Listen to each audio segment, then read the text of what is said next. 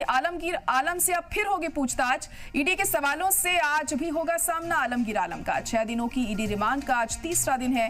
करोड़ों रुपए मिलने के बाद आलम को गिरफ्तार किया गया है। आलमगीर आलम के पीए के असिस्टेंट के घर से मिले थे करोड़ों रुपए, जिसके बाद लगातार आलमगीर आलम पर जो शिकंजा था वो कसता जा रहा है और अब उनसे आज एक बार फिर पूछताछ होगी। ईडी के सवालों का सामना उन्हें करना होगा। 6 दिन की ईडी रिमांड का आज तीसरा दिन है। करोड़ों रुपए मिलने के बाद आलम को किया गया है गिरफ्तार।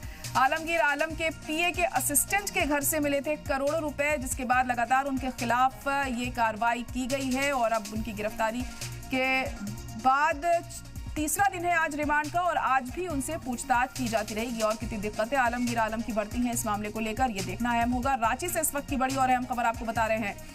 ईडी के सवालों का सामना आज भी करेंगे आलमगीर आलम।